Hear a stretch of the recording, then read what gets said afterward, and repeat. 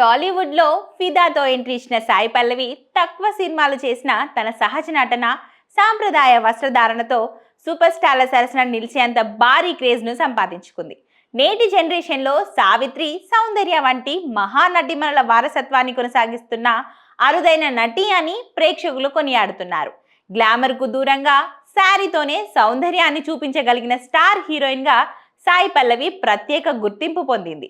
ఫిదా, పడిపడి లేచే మనసు, లవ్ స్టోరీ, విరాట పర్వం వంటి చిత్రాలలో పాత్రల్లో పూర్తిగా లీనమై నటించడంతో ప్రేక్షకులు ఆమెకు లేడీ పవర్ స్టార్ అని పిలవడం మొదలుపెట్టారు. చిన్నతనంలోనే డాన్స్ నేర్చుకున్న ఆమె ఢీ షోలో చేసిన పర్ఫార్మెన్స్ ఇంకా చాలా మందికి గుర్తే.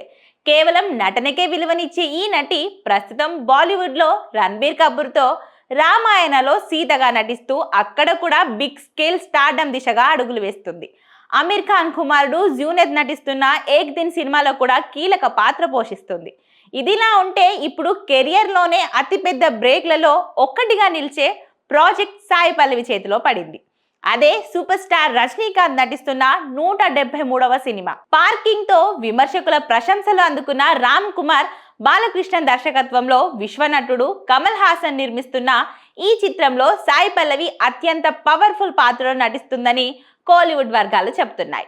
ఇటీవల దర్శకుడు ఆమెను కలిసి కథను వినిపించగా కథ ముగిసే లోపే ఓకే చెప్పేసిందంట. సాధారణంగా కంటెంట్ నచ్చితేనే సినిమా అంగీకరించే సాయి పల్లవి ఇలా వెంటనే గ్రీన్ సిగ్నల్ ఇవ్వడం ఆ పాత్ర ఎంత బలమైందో చెప్తుంది. ఇక రజనీకాంత్తో సాయి పల్లవి మొదటిసారి స్క్రీన్ షేర్ చేసుకోవడం ఇప్పుడు తమిళ ఇండస్ట్రీలో హాట్ టాపిక్ గా మారింది. రజనీ ఇమేజ్ కి తగినట్టుగా మాస్ ఎంటర్టైనర్ గా రూపొందుతున్న ఈ చిత్రానికి అనిరుద్ సంగీతం అందిస్తుండడం మరో హైలైట్.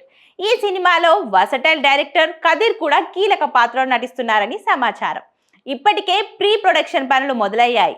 నటనతోనే స్టార్డమ్ సాధించిన సాయి పల్లవి కెరియర్ ఇప్పుడు కొత్త శిఖరాలను అధిరోహించబోతుందని చెప్పడంతో ఎలాంటి అతిశయోక్తి లేదు.